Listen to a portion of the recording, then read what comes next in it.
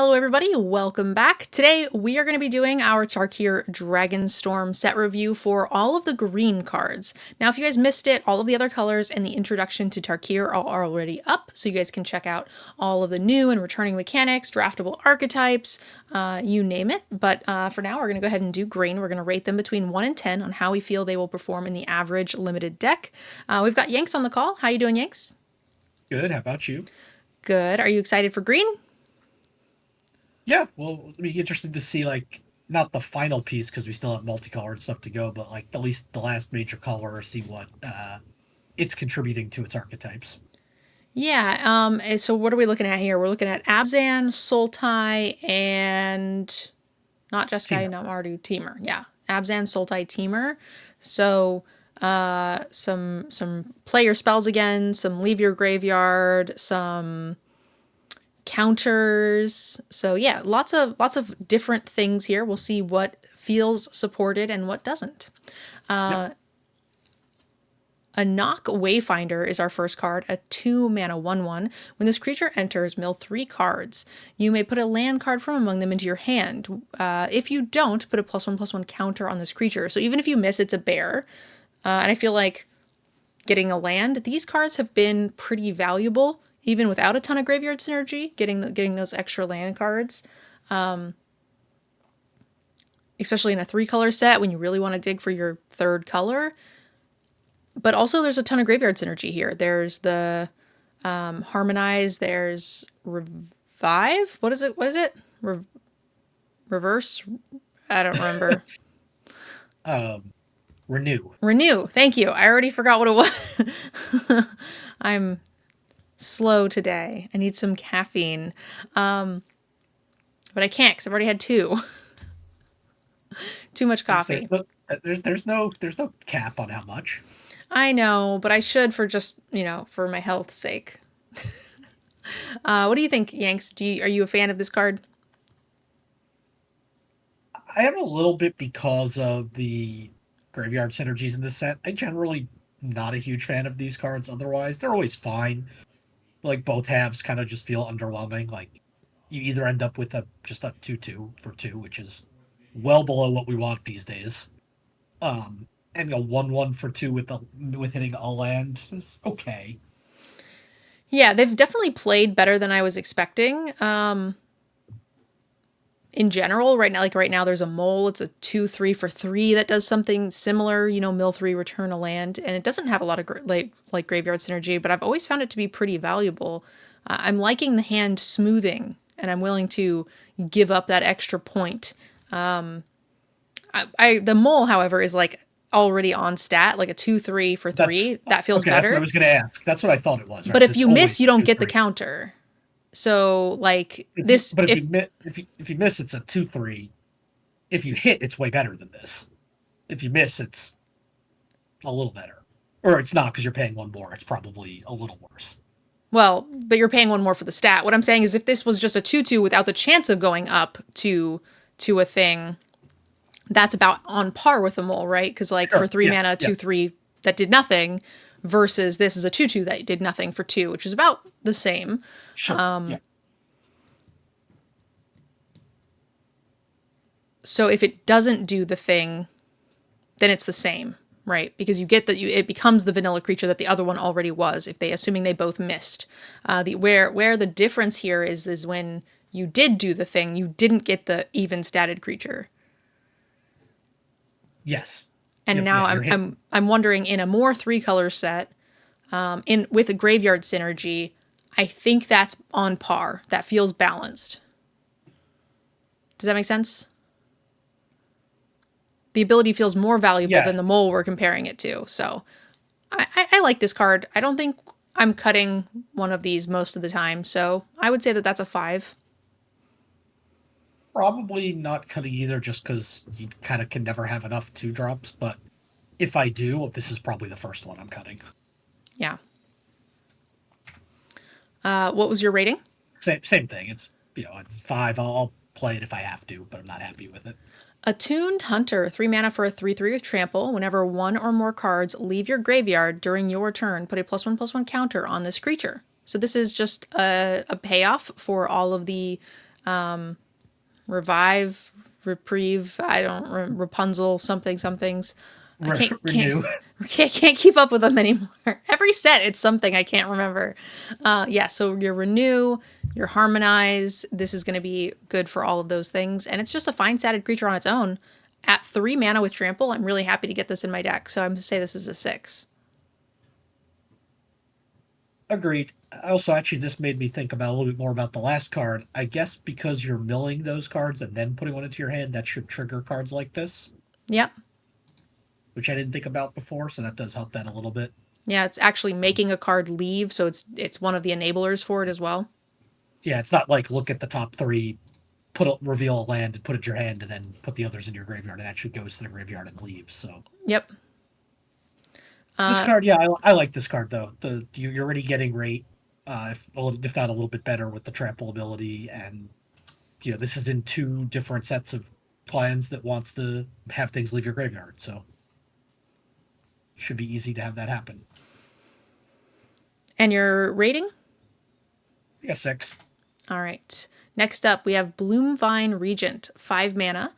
Is that a snake? What is this thing? It's a dragon. It's just really weird looking with all of its weird limbs.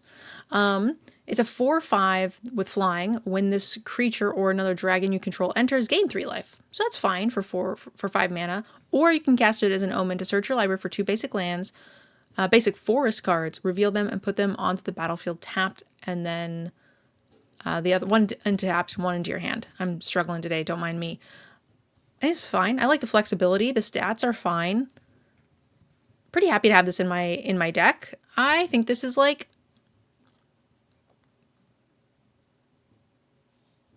I don't know.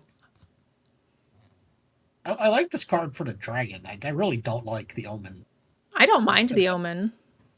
I mean, because it's just a flexibility, right? Like you rate it based on the dragon, but then you get that extra bonus of just being able to do the thing when you need it. So it's just for sure never a downside.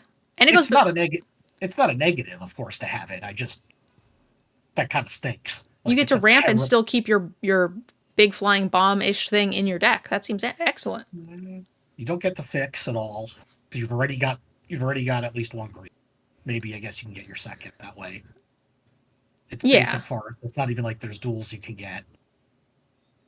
I feel like there's a fair number of green cards that go and get forest, and that's fine. Like ramp is just reasonable. I like having 5 drops in my deck, in my opening hand, that I don't have to just sit on and be stuck on 4 forever. So I see that only as a bonus.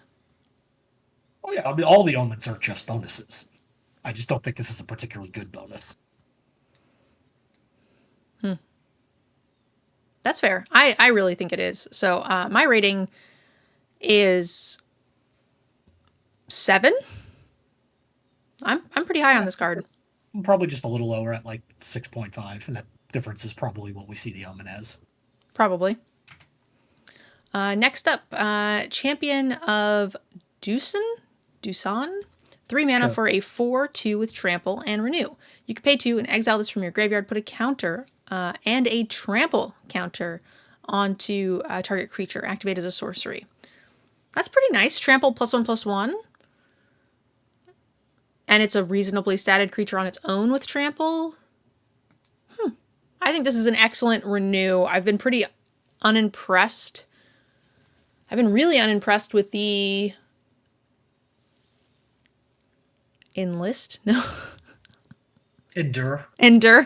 God damn it, I can't keep them straight in my brain anymore. It's certainly not Enlist. I've been unimpressed with the Endures, but I've been really impressed with the Renews. I think this one's very good. I'm not cutting it in any green deck. This feels like a 6 to me. It's a good card. It nicely, the high power in relation to casting cost is really nice for Harmonize and Teamer as well. Yeah, this card's good. 6 seems good. You can even if you do trade down, you're going to get a couple points of trample damage through and then get the bonus later for Renew. Craterhoof Behemoth. It's back. Is this a reprint? Yeah, it's Craterhoof. We're actually reprinting Craterhoof? Sure, why not? Okay, a 5/5 with haste. When this creature enters, you creatures you control gain XX, where X is the number of creatures you control, and trample. I mean, if you needed one for your commander decks, you can get one right now. This card is just, it's triple green, 8 mana. That's a lot, but it's not too much to put in the deck. This feels like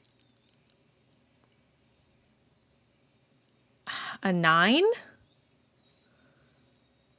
Oh, I don't know. It's just so expensive, and you need to have, like, if this has one other creature or something on the board, this card is pretty bad. Yeah, So, but like, you need to have both. Probably, if you're casting this, you're doing some sort of ramping, or at least trying to. So we're spending resources doing that, plus getting other creatures on the board. Like, that's, I don't know, it feels hard to play this card. yeah, it's just, it doesn't feel like the fastest of formats, and it feels like this is going to close out a lot of games. I don't know, Mobilize scares the hell out of me. Yeah, Those decks feel like they could be really fast. I do think mobilizes will be fast, but I don't think like Temur, Sultai, Abzan, like those don't feel like they can close out games quickly. I think it's Jeskai and Mardu that are going to be the quickies, and then the other 3 are going to be pretty mid to late game. It depends a bit what those mid to late games look like. Are they board stally, in which case this is great, or are they just grindy, you're trading removal spells, everybody's killing everything, and there's no board for this to have a big impact on? Yeah. I mean, sometimes even if like you just have a couple of creatures, just giving them trample could end games, depending on where you're at. Even if you have 1 or 2 creatures, if they're reasonably sized, Temur or Abzan, then that could make a huge difference as well. Just getting through +2/+2 and trample, overrun kills people at +3/+3. So it's certainly expensive, but I feel like this is definitely a game ender, and it's hard to rate a card because you need to be able to cast this. So, like, if we're putting it in our deck, I'm assuming we can kind of cast it. So you have to, I don't know, feel like you have to be a little bit flexible. Anyway, what's your rating? Well, I'm struggling because I want to call this like a 1/9, like split rating, because it's either completely unplayable or you have the right deck where it's great. Yeah, I mean, most of the times the ratings just kind of have to be like, does your deck want this? Does your deck have creatures? Like, we can't rate it 6 different ways for each deck. It's just like the average deck that you're putting this in, how does it play? Yeah, which to me feels like on average it's like a 5, but that's, I don't know, that feels clearly wrong for this card.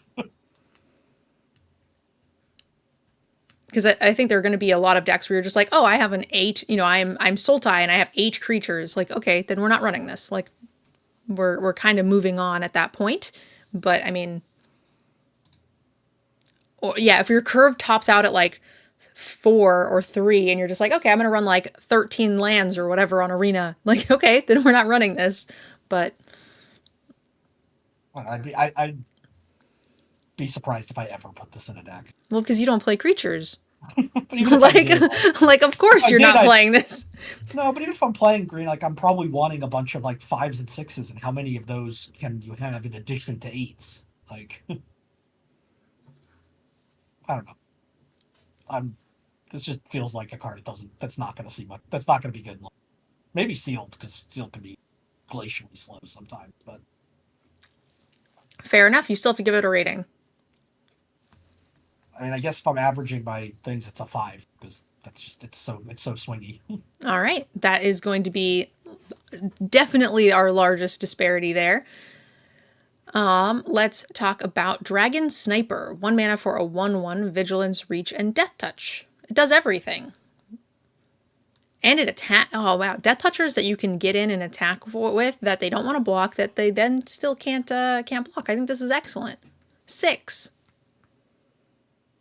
I think it's 6 for the defensive stuff alone. I mean, you get to attack with it, but they can just trade for a 1/1. Yeah, I'm assuming if you're attacking, it's because they have creatures they don't ideally want to trade with a Death Toucher. right? That's the biggest problem with biggest problem with not being able to be aggressive with some of your creature decks when they have a bunch of cards like this. It's like, well, I can sit here. Your creatures are better, so I'm just going to sit here and not let you attack me. But then I'm also not making any forward progress. But you actually can with this. I'm certainly not attacking into a 1/1, soldier or token or whatever. For sure. Because then that's not the situation where I have a Death Toucher that I want to be attacking with normally anyway. So your rating was also a 6? Yep. All right, Dragon Brood's Relic, 2 mana. You can tap an untapped creature you control, add a mana of any color. You can pay 3 in Wooburg, sacrifice this artifact, create a 4/4 dragon creature token named Reliquary Dragon. That's all colors. It has flying, lifelink, and when this token enters, it deals 3 damage to any target. Activate as a sorcery. So we found the reason why we're running that cat, right, is in Gruul. Pretty much, yeah. That's one of the only things you're going to be getting. You really want Wooburg for in this format. And this can help you. You can tap a creature to pay for one of those things, but I'm really not interested in doing that. No, this is a lot of effort for. I mean, yeah, you get a good creature, but it's still just a 4/4. Yeah, it's a 4/4 that bolted something. Yeah. It's good. I'm gonna rate this low. This is just like a 1. I don't want the mana enough in anything to really run this without the ability to sacrifice it. But I will say there is a really fun deck that has like 4 of these and like 4 of the cats. I think the deck exists. I'm not sure how much fun it is. I think it would be super fun. I feel like that gives me a crumble cookie. I mean, as much as I wasn't a fan of Craterhoof, I'd rather have that for 8 mana than this for 8 mana. But it's not for 8 mana because it's the cat makes it. And you get the cat. You still have to have 8 mana available because the cat only repays its 5. So you still have to have 8 mana. I guess 7 because you can tap the cat. Yeah. Okay. So and then you get a 4/4 dragon, a 3/4 cat, and a bolt. That's pretty good for 7 mana. And 3 cards. Yeah. That's a great rate. If I could pay 7 mana and my 3 cards were lightning bolt, dragon, and 3/4 cat, I think that's fine. And it gets you a crumble cookie. Well, that part I can't argue with, but. But yeah. There's a 1 that's not being played. Oh, it's going to be played in a cat deck. Shut up. Jasyut Earth Carver. 6 mana for a 4/4 with reach. When it enters, it endures 3. So you can make a 3/3 or put 3 counters on it. So it becomes a 7/7 for 6. Like, that's on rate with reach. It's a little underwhelming, but it is just a common. I feel like we had the 6 mana 5/5 in Aether Drift that it's an elephant when it comes into play, or when it attacks it makes a 3/3. Like, that just blows this out of the water. I mean, I think that was also an uncommon, but it just makes things like this feel so bad. Also, just like a 6/6 that gains you 6 life and has trample, or like the elk that had like vigilance and trample and it had flash for 6. Like, I don't know, as far as big idiots go, this feels pretty bad to me. But it's a slower format. Yeah, and I guess you get the flexibility of sometimes like one big thing doesn't stabilize the board, but maybe 2 things can. Yeah, it's not great. It's I'm hoping we have something else, like a dragon or whatever. This is certainly not unplayable, but I'm going to say that this is like a 4. I'm hoping you find something better on the top. There doesn't seem to be a shortage of big stuff. No, there doesn't. Yeah, 4 is probably right. There does seem to be a decent amount of expensive things, which makes sense in a dragon set. Yeah. There have been some sets where I'm just like playing green and I'm like, I need a top end, like, gosh, anything. And there's really only like 1 or 2. And they can be hard to pick up, but I just don't think that's the case here. Doesn't seem like it. Especially because we're in a 3-color set. Like, you can get a big thing in any of those colors. Like, you'll probably find something. Encroaching Dragonstorm, 4 mana for an enchantment. When it enters, search your library for up to 2 basic land cards. Put them onto the battlefield tapped and then shuffle. When a dragon enters, you get to return this to your hand. Ramp fixing, yes, yes, yes. Some decks want this, some decks don't. It's probably a split rating. It's probably like a 1, because you don't want it sometimes if you're like in aggro something, or a 6 if you have 1 or 2 dragons in your deck, plus you want the ramp and fixing. Checks the boxes. Yeah, compared to the other Dragonstorms, like the initial effect on this is fine. It's like, but also it's probably like the least valuable to do repeatedly. So I mean, 4 mana for 2. It does fix your colors because it's any basic lands, which is nice. Yeah, I think to me it probably ends up as like a split, like you said, or average out to like a 5. Yep. Formation Breaker, 2 mana for a 2/1. Creatures with power less than this creature's power can't block it, and as long as you control a creature with a counter on it, this creature gets +1/+2, so it becomes a 3/3 for 2 mana if you're Abzanning, I guess. Or Sultai with the renew stuff all puts counters. Yeah, that's true. Which is basically just if you're green or black, right? Like those are the 2 colors that's sharing this. So this will activate on both sides. That's such a nice color share too. You get everything that you do want. All of the Sultai cards work for you. It's excellent.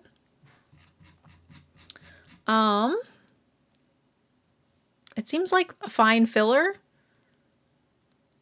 2 mana 2/1 that won't trade down is nice, because they can't block it that way. And then if they can get a 3/3 that has to be blocked by something with at least 3 power, that's nothing here is exciting, but it's fine. Yeah. I think I'll just need some 2-drops and a 2-drop that gets a little bit better. Like, it's understated, but then it becomes above statted, so it's average statted, so 5? Does that make sense? Yes. I was analyzing all the different statins, and yes, 5. Herd Heirloom. 2 mana for an artifact. You can tap, add a mana of any color. Spend this mana only to cast creature spells. Until end of turn, you can also tap it. Target creature you control. Sorry, I need coffee. With power 4 or greater, gains trample. Whenever this creature deals combat damage to a player, draw a card. Repeated card draw in green is kind of neat.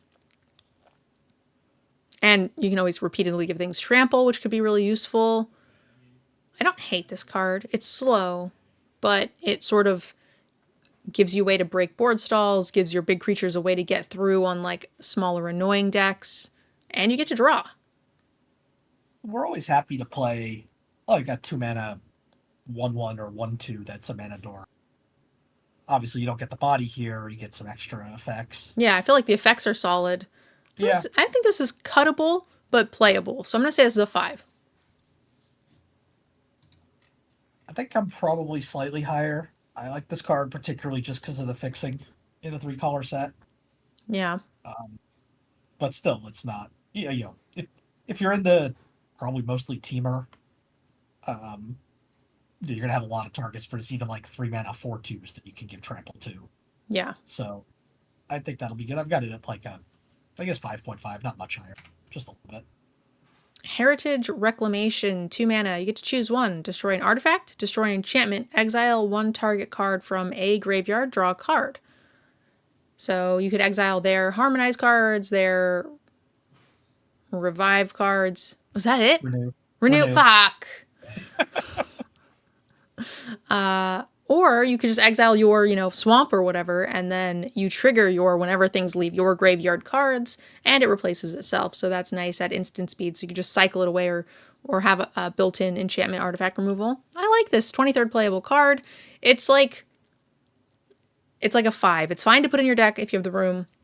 It gets cut most of the time, but you really want to have these in your sideboard. So you want to be picking these up. You definitely want your sideboard. I'm probably trying not to cut this if I'm playing enough of the things that care about things leaving my own graveyard. Because then even if I don't have a good target, I'm probably getting a bonus. Yeah, like whenever something leaves your graveyard, draw a card. So now this is 2 mana, instant speed, draw 2. with the built-in like removal, absolutely. That's great. But that's I the think I'm best case happy. scenario. Oh, agreed. I think I'm happy to just cut this, leave it in my sideboard. If if that third clause is really just trying to mess with their stuff. Yeah. But because of that and because it cycles, yeah, you can always put it in your deck. Having a naturalized effect is nice. But yeah, it's a 5. All right. Next up, we have Inspired Vanguard. 5 mana for a 3/2. Whenever this creature enters or attacks, it endures. Okay, this is the first endure creature that I didn't get. I don't hate. So when it enters, it's just a 5/4 for 5 vanilla, or you can 2-body it, which is great flexibility. So on its face, it's not great, but when it attacks, so the first time it's really getting into combat, it's doing that again. So then now it's like above stats, which makes me very happy. So I think this is the first one I'm happy to run. I always find cards like this funny where you have like a choice mechanic, but the card itself, it's to me at least pretty clear what choice you're making. Like this card, the first time at least, you're burrowing it because you want to be able to attack with it to get into that. And after that, the choice becomes a lot different.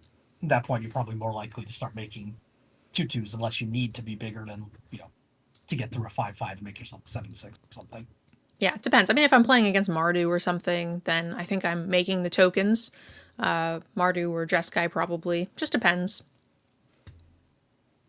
I think some decks really want the tokens and count and go wide situations, but I think you're right. For this one, I'm far more interested in getting to attack with it. But again, this is like the first endure card that felt above rate to me. Agreed. So 6. Probably 5.5, but it's so hard because it's the first one I've liked. I think it's a 6 as long as this is going to sound a little weird, but as long as your deck wants you to make this into a 5/4. Like if your deck wants this to make a 3/2 and a 2/2, then it feels like you're probably not getting another token because it'd be hard to attack, and but you get to make another token because you get if you're like if it's trading and you make another 2/2, that's okay. But also you're saying when you come into play, make it a 2, make it pump it, and then after that when you attack, you can make a token if you want. It's the same thing. It grows when you attack. So it's still attacking as a 5/4, even if you chose to make the token first to ensure you get the value out of it. Like if you're worried about removal or something, right? Yeah, it depends what type of removal. Some removal you make it a 5/4 to dodge, not. Yeah. But you were saying that you have to grow it first in order to attack, and then after that, if you want to attack, you can make it a dude, right? Sure. Yeah, I guess you can't go in the opposite. So you still have that flexibility, and maybe I'm just fine with trading my 3/2 into their dude and having 2/2/2s back. Like that's a pretty good trade depending on the board state. Agreed. But when you're doing that on like turn 6, feels like that 3/2 is not trading. You get a if it's 6. attacking. It's Everyone gets a 6. I don't know if that's true against like Jeskai or Mardu. There's some low to the ground scrappy decks, certainly. There will be just like, Abzan versus Abzan or whatever where everything is massive, then sure, but then we're not really too worried about these options because you're not making the tokens, so it's not really terribly relevant. But I certainly think against Mardu, I just want 3 bodies. Probably. Target player, thank you so much for the bits. I really appreciate you. Yeah, like I said, I'm really high on it just because it's like the first endure card I've liked. But that said, it's probably like a 5.5. Knockout Maneuver, 3 mana. Put a +1/+1 counter on target creature you control. Then it deals damage equal to its power to target creature an opponent controls.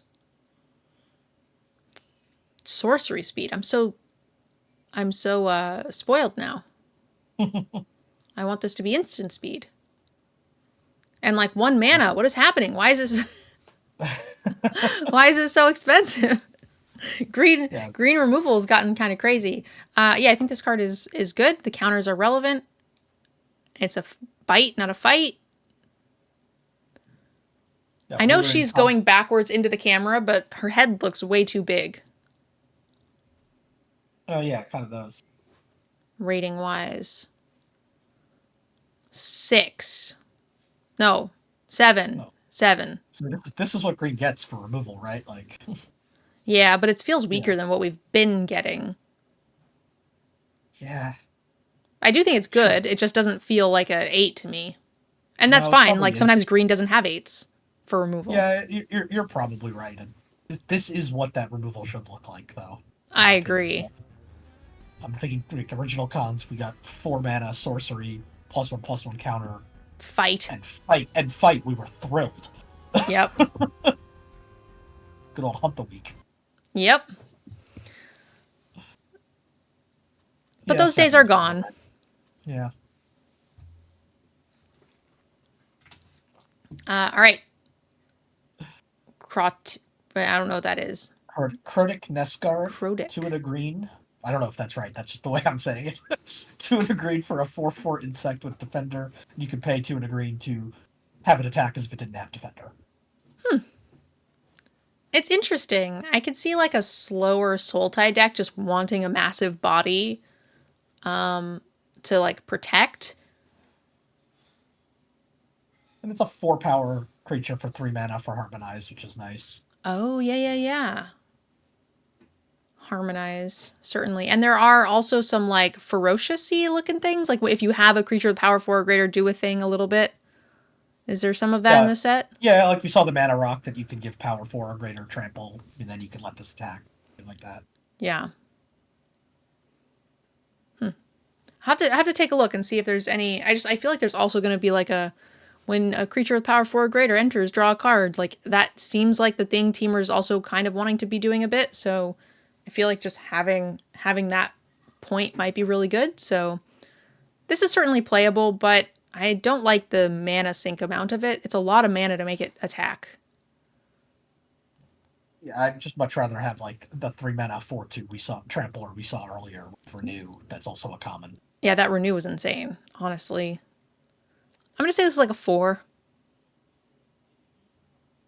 If the average deck, yeah, it's not gonna. You're probably not putting this in your average deck, but there are going to be some that want it. So yeah, 4 seems about fair. Lacid Prowler, 4 mana for a 5/5. When it enters, you may mill cards equal to the number of lands you control, and it has Renew. You can pay 2 and exile this card from your graveyard. Put X +1/+1 counters on target creature, where X is the number of lands in your graveyard. Activate only as a sorcery. Old Napkin Eye, thank you so much for the 19 months of support. I think this is above stats, even if you do choose not to do any of the other nonsense. That feels fine. It's a May, so if you play this with 10 lands, you're not gonna necessarily mill yourself out. Yeah. You're probably in. Let's see, in limited, you're getting what? I guess it depends how much you mill for, but maybe you get like 2 or 3 counters. Yeah. And you're probably going to get to discard cards or do something Sure. that could potentially do the thing.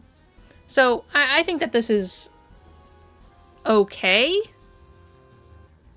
I mean, it's above stats on its own. So even if you choose not to do anything and you don't get the renew, that's good. This one's a little hard to evaluate because the self mill is also good. It's baked into the set. We want to renew and harmonize and do all those things. And we want to remove other cards from our graveyard. So we want the fodder. So I think this is going to be quite good. I think this is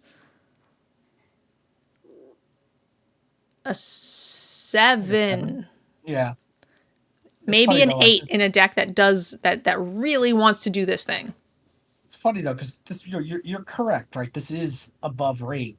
But I'm just thinking, like in last set we had a 5-mana 8/8 trampler with cycling. Like like is this really that far above rate anymore? Yep. Things are getting big. Yeah. But I like what this does. Yeah, it's an interesting card. I think you'll definitely have games where this is a bomb. Yeah. What's your rate? A 7 as well. I said, yep. All right, Nature's Rhythm, X green green. Search your library for a creature card with mana value X or less, put it onto the battlefield, then shuffle, and you can harmonize for X green green green green. It's a lot of green, but green is the color you can do it, so I feel like this is probably something I'm not interested, but I'm sure there's a mono green deck that will do it. 2-color deck. It just has the tutor problem, right, in limited, where it's so rare that your cards are good enough that paying 2 extra for them. Yeah. I guess, the idea is that you can harmonize, and so you actually get to do it twice. And then now if you've tutored 2 things to the board, that's pretty good. But the harmonized cost is very expensive, but you can use creatures to make it cost less. But you can't have to find the quad green. Yeah, you still can't do the quad green, which is really, really tough. But you do have like filters and things that can help you. So I feel like this is playable, but the average deck's not going to want it. So I'm going to say that this is a 2. Yeah, it's just a very bad Green Sun Zenith, and for double the extra cost, yeah, I think it's a 2. I think you'll find decks that want it, but I just don't think that's going to be, anywhere near a quarter of your decks. It's probably going to be like 5% of your green decks. Yeah, that's fair. Piercing Exhale, 2 mana for an instant as additional cost to cast this. Behold a dragon. Target creature you control deals damage equal to its power to target creature or planeswalker. If you beheld a dragon, you also may surveil 2. I like that the Beholds are like nice little ads that aren't, groundbreaking. Stapled on the cards you kind of want to be playing anyway, so that's nice. And instant speed, bite, send it. Definitely. Green seems to certainly be big enough in this set, what we've seen so far, that is this an 8? I think it is. It's instant speed. There's a bonus that's probably not that hard. Instant speed's huge. And it's 1 mana cheaper. Makes it so much easier to play around, like, getting 2 for 1. Definitely. All right. Rainveil Rejuvenator, 4 mana for a 2/4. When this creature enters, you may mill 3 cards. And then this will add a green equal to this creature's power. Which, there's a shit ton of things that put counters. Sultai and Sultai and Abzan, right? So this is going to get potentially much, much bigger. Helps you cast quad green. I think it's funny that it taps for either, green, green, green, say, for if it's 3, or 3 colorless for harmonized. It's the exact same if you do it either way, except you get the color bonus. Yeah. It's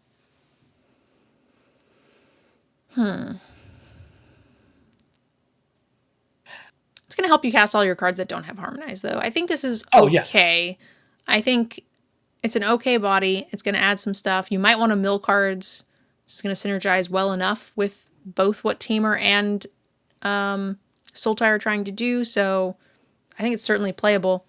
I'm going to say this is a 5 in the average deck, and I think there are some decks that will really want this. That'll be very, very happy when you're actively wanting to do the graveyard thing. I just don't know that that's going to be every deck. So a 5 that might turn into a 7. Sounds about right. Like, I was going to say initially that's like, we don't really love 4 mana dorks. But I was thinking back to like, it's like Hour of Devastation. You had like Oasis Ritualist was one of the best commons in the set. Mm-hmm. And it kind of did something like this. I mean, to tap for 1, and then I think, and then you could like exert it to tap for multiple mana. So, maybe just you're right. There are especially green decks, obviously, that this is in, that just do want to consistently be playing 6, 7, 8. I know most of the harmonized costs are pretty expensive, so that'll help pay for those. So yeah, it probably is like a 5 or so. Yeah, I mean, depending, for harmonize specifically, there's the argument that just like a 4 mana 4/4 is better to pay for harmonize, because they're not all quad pipped. True. So like a 4 mana 4/4 I think is just better for just in that one situation. But there are infinite dragons, and we saw that idiot 6-drop earlier, like Crater Hoof. So I think there are plenty of decks that are interested in what this is offering outside of just being a harmonized card. So Rite of Renewal, 4 mana for a sorcery. Return up to 2 target permanent cards from your graveyard to your hand. Target player shuffles up to 4 target cards from their graveyard into their library. Exile this.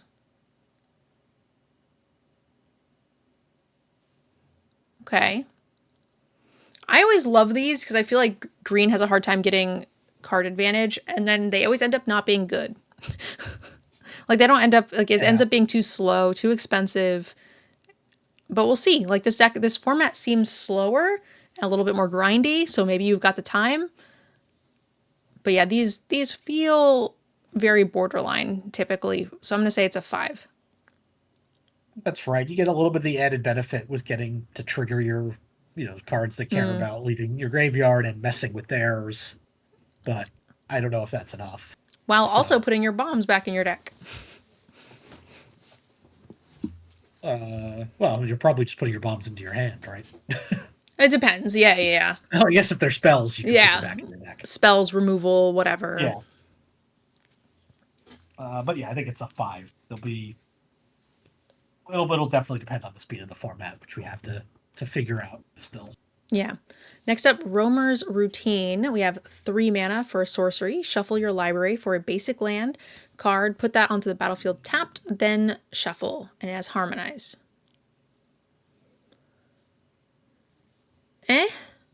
Yeah, that's exactly how I feel. Some decks want to be ramping and fixing, and it's really important if this is what you can get your hands on, that's fine. But I feel like it's going to get cut a lot, so 4.5, 5? Sounds right to me. It's just nothing special. We've seen these cards before. Again, I feel like a broken record, but it's the speed of the format. Can you afford to take a turn off to do this? Yeah, agreed. Next up, we have Sage of the Fang, 3 mana for a 2/2. When this creature enters, put a +1/+1 counter on target creature, and then you can renew for 4. Exile it for 4. Put a +1/+1 counter, then double the number of counters on the creature. So it's put 2 counters at minimum, assuming you don't have any more. That's solid. It's 3 mana for 3/3. For 3, yeah, I like this. This seems very, very good. This is an easy 6 for me. Agreed. The 3 mana 3/3 is on raid, and the fact that you can dump the counter somewhere else if you want just makes it better. Yeah. All right. Easy. Yep. Sagu Pummeler. Plumber. Blah, blah, blah, blah, blah. You got a little plunger in hand? Sagu Pummeler. 4/4 beast for 4 mana with renew. Exile it, pay 5, put 2 counters and a reach counter onto target creature. Activate only as a sorcery. That's some extra goodies and on rate with a good keyword. I like this card. This is a 6. Yeah, I have to instinctively remember that just because I despise the concept of reach counters and trample counters doesn't make the card bad. Yeah. Because it's so miserable to track in paper. You just gotta write on the back of your, score sheet thing and then rip it off, and then the judges will get really mad and, hey, here we are. Exactly. That feels like a good candidate for something having sneaky reach. Yeah. But, agreed. No, it is a good card. There's dragons everywhere, so having a chance to block flyers is good. And be big enough to do so with the counters. So yeah, I think this is a 6. I mean, I'm playing a 4/4 for 4 with reach anyway. So now that we've got the renew and the triggers that it will probably happen when I do renew, then I'm all for it. So very high on that. We have the Sagu Wildling, 5 mana for a 3/3 flyer that when this creature enters, you gain 3 life. Or you can pay 1, search your library for a basic land card, reveal it, put it into your hand, then shuffle if you need it, which is nice. The dragon's a little small for 5 mana. So this feels pretty fine, but cuttable. I feel like the 5-drop slot has been the chunkiest, so I think this is not going to make the cut in a lot of my decks. I think that's fair. I do like the Omen more than some. Lay of the Land is always a nice effect to have. lets you that especially at 1 mana, it lets you keep hands that you can't keep otherwise. Mm-hmm. Just scrolling back, like the red dragon that was the cycle. Why we have these cycle of omen dragons? The red one was also 3/3, so I guess that might not be that strange. But yeah, certainly not an exciting card. Just kind of filler. 5. Yep. Next up, we have Sarkhan's Resolve. 2 mana. Choose one. Creature gets +3/+3 till end of turn, or destroy target creature with flying. I like the flexibility here. It's instant speed, but both sides are fine. So I feel like I'm going to cut this a bunch. It's 5. It's playable. 5, great card to pick up for your sideboard. Agreed. Snakeskin Veil. 10. Now we don't have to say, yeah, this card, it's like Snakeskin Veil. The number of games where I have said, I win unless they have a Snakeskin Veil, and then I proceed to immediately fucking lose, that number is very high. So yeah, Snakeskin Veil, good card. It's a 10. God, I fucking hate that card. Almost wonder if it's just because it's like everybody, I say everybody, it feels like everybody has lost to Snakeskin Veil so much that it's going to lose value because everyone's going to be so afraid of Snakeskin Veil and expect it. I mean, realistically, the card is good. I'm going to say it's a 7. I'm not cutting 1. I'm probably not cutting 2. Yes, put it in my deck. Yeah. Put in all of them. Yeah, I mean, and you're in a format where there's counter relevancy as well, so it's even better here. Yeah, for sure. Sultai Devotee. It's a 2/1 with Death Touch, and it filters. We like all of these. I like Death Touchers for 2 mana that filter and fix my mana. So 6. 6 sounds good. Easy. Surok Elusive Hunter, 3 mana for a 4/3 with trample. It can't be countered. Whenever a creature you control or a creature spell you control becomes the target of a spell or an ability an opponent controls, draw a card. Love it. Great. 7.5.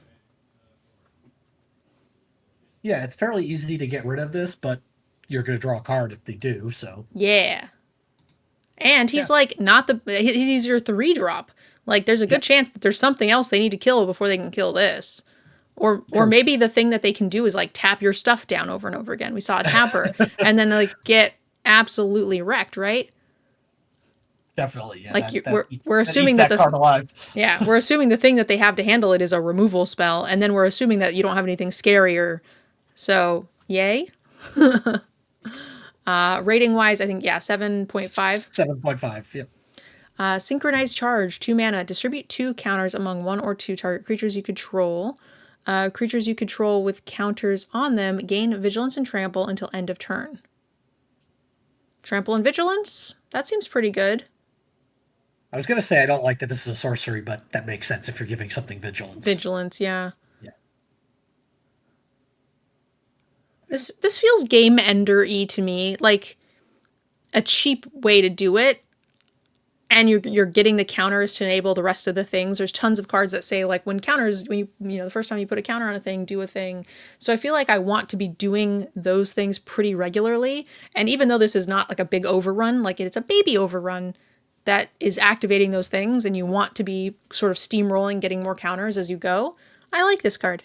I think this feels like a card I'm probably not cutting one of. So 6? I don't know if I'm going to have room for it after like the 4 Snakeskin Veils I'm playing. Yeah. I mean, like I said, I might cut the 3rd and 4th Snakeskin Veil, but 6 seems fine for this. My stomach is growling. Please forgive me if the mic picks it up.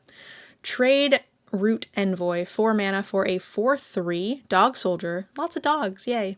When this creature enters, draw a card. If you control a creature with a counter on it, if you don't draw a card, put a counter on this creature. Great, so then it becomes a 5/4 for 4, or a 4/3 for 4 that draws me a card is also excellent. I feel like this is a card I'm very happy to have. 6. Definitely. There's you can't play infinite of these just because they're 4-drops, but you're definitely playing the first couple. Absolutely. I think this is a good, well-rounded common for sure.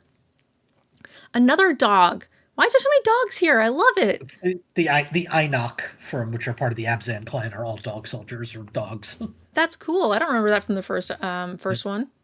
Maybe Yeah, I. although the Outlast guys like the Einok Bondkin and those things were all dogs. Oh, I remember the one white first striking one being a dog, but then I thought the other one was like That's an owl or a falcon, and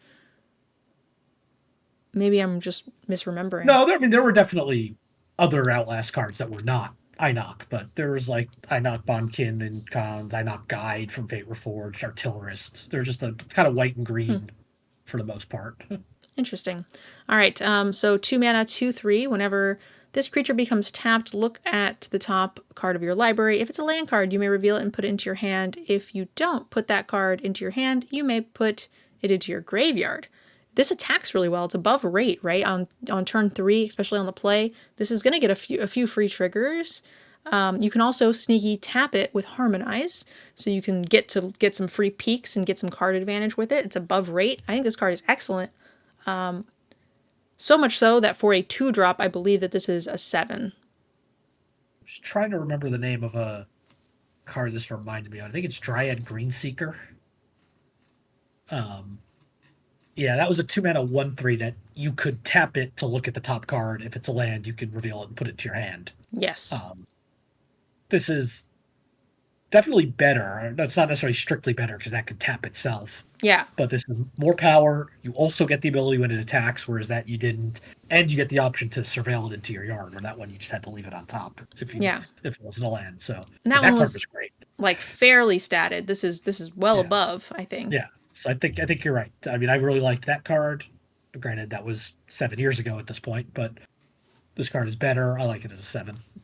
Now, it's important to remember like 7 seems high for like compared to like a 5-drop, 6-drop, that's a 7 because those are like winning games, right? Like if you don't kill my 7 rated 6-drop, I win. Whereas like this is not doing that. But like in the mana curve that it's in, right? If each mana curve is doing something like this, if it's peaking out the power that a 2-drop can do, that's going to sort of roll you into those wins, and your opponents will be pretty far behind. So Yeah, I mean, this kind of card, this could draw you 2 lands off the top and mill something you didn't want to draw, and this could probably be the reason you won the game. Yeah, it's not the thing that killed them, yeah, but it might be the reason that you won. it helped get you so far ahead, right? You get an extra card, you get to mill a card, mill a land you or whatever you didn't want. Yeah, it's so good. Undergrowth Leopard, 2 mana for a 2/2 with Vigilance. You could pay 1, sacrifice this creature, destroy target artifact or enchantment. Put it in my deck. It's good. Built-in removal for artifacts and enchantments. It's just a 2/2 for 2. But it has Vigilance, so I feel like that's still pretty on rate with the built-in option, and it's pretty. Get to poke for 2 and still have it available for Harmonized mana. 5.5. Sounds good. It's probably maybe even 5.5. I don't know. I'm probably not cutting it. Maybe it's a 6. Yeah, I'm not cutting it. Whatever. Warden of the Grove, 3 mana for a 2/2 Hydra. At the beginning of your end step, put a +1/+1 counter on this creature. Whenever another non-token creature you control enters, it endures X, where X is the number of counters on this creature. Put it in my deck. 8. This card's great. 3 mana 2/2, they get a shot to kill it before it becomes a 3/3, and then it just keeps growing. And yeah, And so does everything else you play. Yep. It does need to survive a turn, but if I can untap and put a +1/+1 counter onto my 4-drop or whatever, then I'm pretty happy, even if they like untap and kill it at this point. And it has the ability to just snowball completely out of control. Answer this in 2 turns or die. And even then, it's impacted the board pretty greatly. And of course, if they have a shock, then that's just kind of the nut low. You paid an extra mana for the shock, but the upside is very good. So 8? 8 seems good. All right, that is the end of green. What'd you think, Yanks? Well, green was big. It was big. Keyword big. Yeah, it was very big. It didn't feel like there were as many cards where I was just like, this goes in this particular archetype. It felt pretty well rounded. It felt like most of the green cards could go into any of the green homes. Sultai, Temur, the other one that I forget, Abzan. It felt like all of the cards kind of were a little bit more straightforward, as opposed to the Mardu and the Jeskai felt very split. Like we knew which cards in the shared colors wanted to go in which deck. This felt more all around reasonable. Yeah, outside of like the graveyard kind of stuff that didn't was much more of like a Sultai Teamer thing. Like the counter synergy, yeah, that's an Abzan and a Sultai thing, but it's also making your things bigger for Harmonize. And Teamer just wants big things. So even though it doesn't care too much about counters, they make them big, and that's what it wants. So Yeah, everything seemed a lot more just universal, which is nice, and I think maybe a little bit of a miss in set design because we had so much of the other cards and things that felt a lot more supported, whereas this sort of felt like a mesh. But maybe that also means that you're not going to get punished when you're drafting green as much because you have a lot more flexibility and options where you don't have that in Jeskai, for example, because you end up with a bunch of Teamer cards or Mardu cards that you're not really able to utilize super well. But either way, let us know down below in the comments what you thought, and don't forget to check out the other set review videos, including the introduction to Tarkir. It's super important. That's the best one, where we go over all the information you need to go into your pre-release and releases. And we'll see you guys in the next one for Colorless. Thanks for watching, guys. Bye!